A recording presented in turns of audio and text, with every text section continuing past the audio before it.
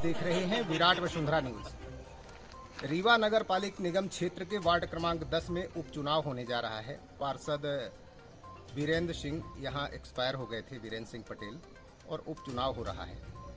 इस उपचुनाव में 3 कैंडिडेट हैं। भाजपा से अमिता सिंह हैं जो दिवंगत पार्षद की पत्नी हैं। कांग्रेस पार्टी ने हर्षलाल शुक्ला को, जो पूर्व जिला शिक्षा अधिकारी जैसे बड़े पदों पर रहे हैं, सेवानिवृत्त हैं, उन्हें कैंडिडेट बनाया है। और एक निर्दलीय प्रत्याशी राहुल सेन करके हैं। 3 लोगों के बीच यहाँ मुकाबला है। ये क्षेत्र वार्ड 10 ऐसा है जहाँ त्योंथर विधानसभा क्षेत्र की जनता यहाँ निवास करती है घर बना के।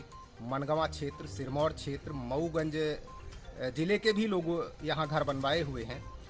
यहाँ 3 बार पार्षद रहे हैं वीरेंद्र सिंह, 1 बार उनकी पत्नी, 2 बार वो स्वयं रहे हैं, और बीच में ही वो एक्सपायर हो गए। अब उपचुनाव हो रहा है और उपचुनाव को लेकर काफ़ी संघर्ष भी दिखाई दे रहा है।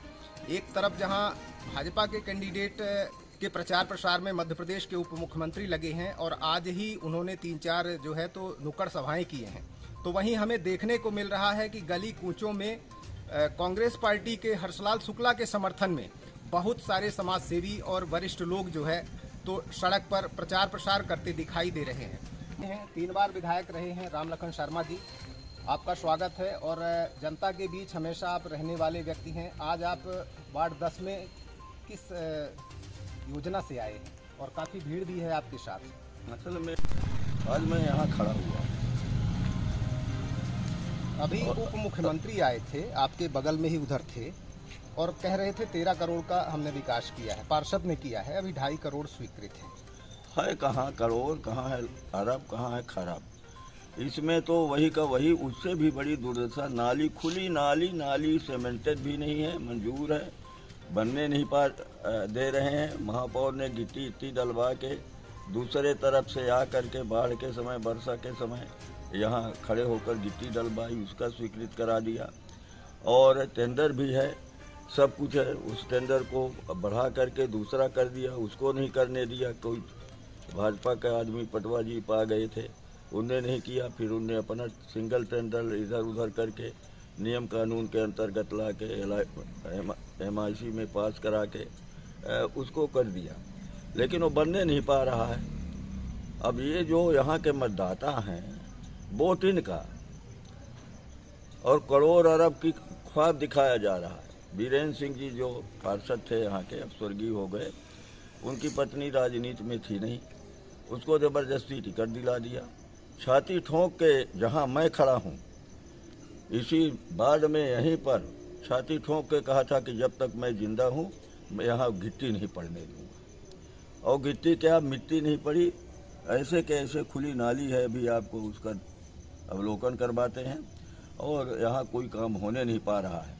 वोट आप सबका, वोट यहाँ के वार्ड वासियों का, चारों जिले के सब तरह के यहाँ लोग हैं। रिटायर्ड कर्मचारी अधिकारी हैं, नागरिक यहाँ हैं, राजेंद्र शुक्ला जी के समर्थक भी हैं यहाँ, सब कुछ है। और काम नहीं होने पाता है। क्यों नहीं होने पाता है? इसके लिए मैं यहाँ खड़ा हूँ। और मैंने यहाँ आश्वस्त किया है यहाँ के लोगों से कि यदि यहाँ नहीं नाली बनाएंगे, नहीं करेंगे, काम नहीं शुरू होने पाएगा, तो मैं डंडा लेकर यहाँ खड़ा होऊंगा और अनशन भी करूँगा।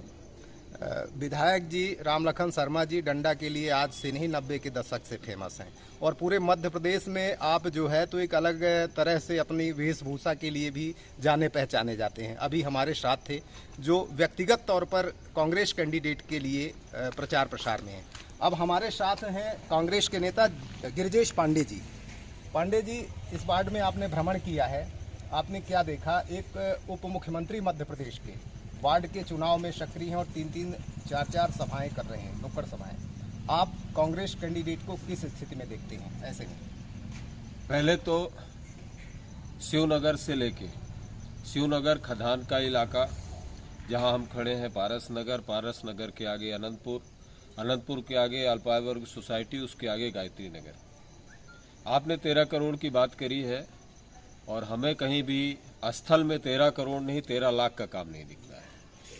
यहाँ पर हम लोग खड़े हैं, कैमरा दिखाइएगा, बगल में पीछे से दिखाइएगा। ये बजाती हुई नालियाँ, कचरे का ढेर, माननीय उप मुख्यमंत्री के कचरे का ढेर, ये ऐसी जगह में हम खड़े हैं जो यहाँ का इस वार्ड का हृदय स्थल कहा जाता है। और इस वार्ड के हृदय स्थल में जहाँ पर बजबजाती हुई नालियां हैं, कचड़े का ढेर है, कच्ची सड़क है, अगर ये विकास का मॉडल है, अगर ये सरकार के विकास की असली रूपरेखा है, तो हम तो ये कहते हैं कि इस विकास की बात करना बंद कर दें। विकास किसी का पर्टिकुलर हो रहा है, व्यक्तिगत रूप से विकास हो रहा है, और इस विकास को किसी से जोड़ना नहीं चाहिए। ये पार्षद का चुनाव है, लोकल इलेक्शन है, यहाँ लोगों की जरूरतें नाली की है, सड़क की है, पानी की है, बिजली की है, और वो पार्षद पूरा करता है। जो पार्षद यहाँ के लोगों को ये कह चुका हो कि मेरे जिंदा यहाँ की सड़क की मिट्टी नहीं पड़ेगी, जो यहाँ के लोगों से नफरत की भावना रखता हो, यहाँ रहने वाले समाज से वो विद्वेष रखता हो, उसको पार्षद बनने का अधिकार नहीं था। पहले भी जनता ने उसको सिर में, जिसके सिर में ताज पहनाया था, उसके सिर से ताज छीनना भी जानती है जनता।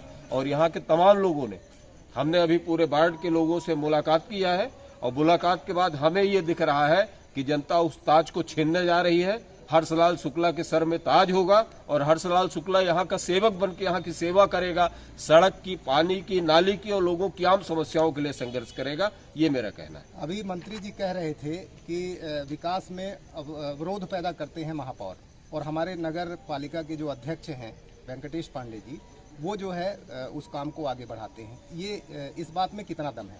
ये बेहतर होगा, द्विवेदी साहब आइए आप, ये यहाँ के नागरिक हैं और ये बताएंगे कि महापौर काम करते हैं, महापौर अड़ंगा लगाते हैं कि राजेंद्र शुक्ला जी अड़ंगा लगाते हैं विकास के काम में। हम कहेंगे तो पार्टी की बात होगी, और ये कहेंगे तो जनता की आवाज होगी, इसलिए इनका कहना उचित। अपना नाम पहले मैं अशोक कुमार द्विवेदी, मैं भूतपूर्व सैनिक हूँ। मैं 2011 में मैं यहाँ रिटायरमेंट होकर यहाँ निवास करने आया हूँ। मेरा यहाँ घर बना हुआ है 2000 में, आज 24 साल पहले का यहाँ मेरा घर बना हुआ है। मैं रोड और सड़क के लिए 2015 से कार्यरत हूँ कि यहाँ नाली और बिजली खंभे, सिक्योरिटी लाइट यहाँ हमारे मोहल्ले में नहीं थी। किसी तरह से एक यहाँ पे एसडीओ साहब थे, सिक्योरिटी लाइट चेंज हो रही थी, ठेका पे मिला हुआ था। हम लोगों ने उनसे व्यक्तिगत प्रयास से सिक्योरिटी लाइट 4-6 लाइट लगवाई, और इसके लिए मैंने व्यक्तिगत रूप से नगर निगम में 2015 से मैंने दौड़ लगा रहा हूँ। आज तक 2 बार 3 बार टेंडर होता है और फाइलें गायब हो जाती हैं। जब प्रभारी शैलेंद्र शुक्ला साहब थे, उसके पहले एक करमवीर शर्मा साहब थे, मैंने कितने बार फाइलें सेंक्शन कराई है, और फाइलें जो है यहाँ से गायब हो जाती, मतलब नगर निगम में गायब हो जाती थी। उसके बाद ये जो पार्षद जी थे वीरेंद्र पटेल जी, इन्होंने व्यक्तिगत कहा कि मैं जब तक यहाँ रहूँगा और इस बार में पार्षद रहूँगा, कैसे आप सेंक्शन करा लेते हो और कैसे ये रोड बन जाती मैं देखूंगा। उनको लगा होगा कि आप कांग्रेसी हैं या दूसरे नहीं, अब ये तो उनकी व्यक्तिगत ये सोच है। ऐसा कोई है भी नहीं कि आप नहीं, मैं ऐसा कुछ नहीं हूँ, लेकिन मैं आम नागरिक हूँ। मेरा कोई राजनीति से कोई लेना देना नहीं है। मैं भूतपूर्व सैनिक हूँ, मैं समाज सेवा किया हूँ जिंदगी भर, तो मैं एक समाज सेवा के लिए मैं यहाँ कि डेवलपमेंट, हमारा भी मोहल्ला हो जाए थोड़ा डेवलपमेंट, इसके लिए मैं खुद प्रयास में था। हमारे साथ एक और सज्जन हैं, समाजसेवी यहीं के किसी वार्ड से हैं। भाई साहब, इस चुनाव को आप किस नज़रिए से देखते हैं? क्या भारतीय जनता पार्टी फिर से जीतेगी या कांग्रेस कैंडिडेट या निर्दलीय? अब मेरा अपना मानना है भाई साहब, सबसे पहले तो जिस तरह से भाजपा ने स्वर्गीय वीरेंद्र पटेल जी की पत्नी को टिकट दिया है, तो पहले तो उन्होंने भाजपा के कार्यकर्ताओं के साथ ही बहुत बड़ा अन्याय किया है। क्योंकि वो कैसे? भाई वीरेंद्र पटेल जी थे भाजपा में, वो राजनीति में किसी भी तरह से जुड़े हुए थे, काम करते थे। आज जो है तो वो तो इस दुनिया में रह नहीं गए। तो क्या पूरी भारतीय जनता पार्टी को वीरेंद्र पटेल के अलावा कोई और प्रत्याशी नहीं मिला? हो सकता है ना, किसी ने टिकट ही न मांगा हो। नहीं, बहुत से मांगने वाले थे, लेकिन उनके लिए जो है तो सिर्फ ये है कि वार्ड 10 में वीरेंद्र पटेल का पूरा कब्जा। विगत 15 वर्ष से जैसे ही वो पार्षद रह रहे हैं, तो बस ये है कि वीरेंद्र पटेल के अलावा जो है तो किसी और को टिकट नहीं दी जाएगी। आप कांग्रेस पार्टी के समर्थक हैं, प्रचार में हैं क्या? हाँ। क्या आपको क्या लगता है कि आपका कैंडिडेट किस स्थिति में है? हमारा कैंडिडेट बहुत अच्छी स्थिति में है और पढ़े लिखे सामाजिक व्यक्ति हैं, हमेशा सामाजिक कार्यों में लगे रहते हैं, तो मुझे पूरी उम्मीद है कि चुनाव जीतना चाहिए। वीरेंद्र जी से हम लोगों का बहुत बड़ा माने, उनने हम लोगों के साथ बहुत ही जब थे वो, हालांकि वो दुनिया में नहीं कहना चाहिए। इस आपने अभी दुबे जी ने बताया ही होगा आपसे कि इस नाली और रोड के लिए जो है तो यहाँ करके जितने भी रहवासी हैं लोग, तो वीरेंद्र पटेल जी से कई बार आवेदन निवेदन किए, बातों को टरकाते रह गए। और उनको क्यों टरकाते रह गए? क्योंकि यहाँ पर जो है केवल ब्राह्मण और क्षत्रिय समाज के लोग रहते हैं, पटेल वर्ग यहाँ पर नहीं रहता है। उन्हें केवल बस मतलब इससे है कि जहाँ पर उनका समाज, उनकी जाति रहती है वहाँ काम होगा, बाकी लोगों का वोट ले लेंगे, बाकी कोई मतलब नहीं। तो भारतीय जनता पार्टी ने तो एक सामान्य सीट पर अगर ओबीसी कैंडिडेट को टिकट दिया है तो भाजपा तो पूरी तरह आश्वस्त थी कि हम ओबीसी वर्ग से ही चुनाव जीत सकते हैं। ये अब भाजपा की अपनी अंदरूनी बातें हैं, लेकिन मेरा अपना मानना है कि जब अगर ओबीसी के लिए सीट आरक्षित होती है उसमें सामान्य वर्ग से कोई कैंडिडेट नहीं लड़ सकता। ये बहुत बड़ी बात है कि आरक्षण जो सरकार ने बना रखा है, तो उस आरक्षण में जब सामान्य सीट होती है लड़ने के लिए सभी जाति के लोग लड़ सकते हैं, उसमें बिरादरी के लोग, लेकिन सामान्य सीट पर सामान्य का पहला अधिकार होता है, क्योंकि उसे कहीं ना कहीं रिजर्वेशन से बाहर एक सामान्य सीट मिलती है। यहाँ कांग्रेस ने एक सामान्य वर्ग के प्रत्याशी को मैदान में उतारा है और बीजेपी ने ओबीसी और एक ओबीसी वर्ग से निर्दलीय प्रत्याशी हैं।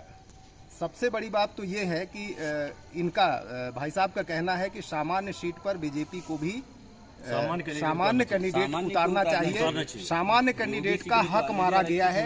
ये लगभग आपका आरोप इस इशारे पर जा रहा है। मेरे साथ गिरजेश पांडे जी हैं, एक बार फिर आपसे जुड़ता हूं क्योंकि बात विकास की आई थी। पांडे जी, वार्ड 10 में मार्तंड स्कूल है, बीएड कॉलेज है, जिला अदालत भी बन गई, बहुत बड़ी बिल्डिंग बन चुकी है, इंजीनियरिंग कॉलेज भी लगभग उसी वार्ड से जुड़ा हुआ है, तो विकास तो बड़े बड़े इस वार्ड में हुए हैं। विकास बड़े बड़े हुए हैं, लेकिन सबसे पहली आवश्यकता जन सामान्य की होती है रोटी कपड़ा मकान।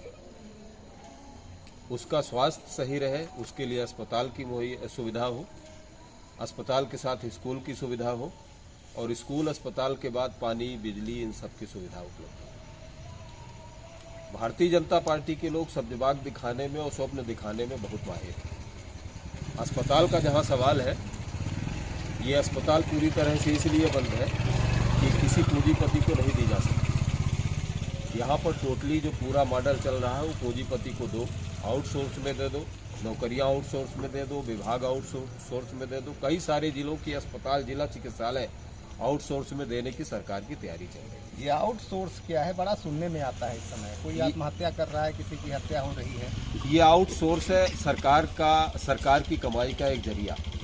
आउटसोर्स के जरिए पूंजीपतियों को सरकार उपकृत करती है और उनके द्वारा सरकारी कार्यों का संचालन करती है, चाहे वो आउटसोर्स कर्मचारियों का विषय हो, चाहे वो सरकारी विभागों के संचालन का विषय हो। ये आउटसोर्स का पूरा थीम है और इसी थीम पर ये पूरी सरकार चल रही है। इस सरकार में हमारे जिले से स्वास्थ्य मंत्री वो बार अभी आपने बताया 13 करोड़ का विकास का कार्य यहाँ हुआ।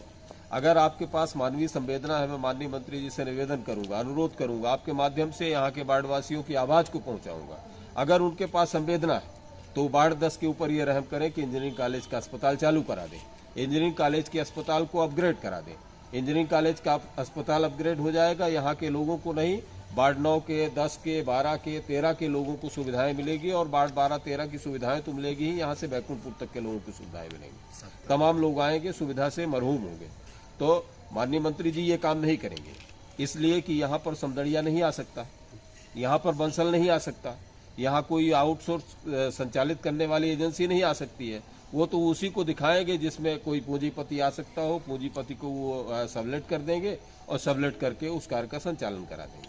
तो हमारी फिर से अपील है कि माननीय मंत्री जी, यहाँ के अस्पताल को आप अपग्रेड कराइए। यहाँ की अस्पताल की डिमांड है, जनता चाहती है, जनता की आवाज़ है और यहाँ की अस्पताल बनना चाहिए। बहुत बहुत धन्यवाद पांडे जी। प्रचार का बिल्कुल अंतिम चरण चल रहा है, कल तक और प्रचार होगा, डोर टू डोर करेंगे और परसों मतदान होना है।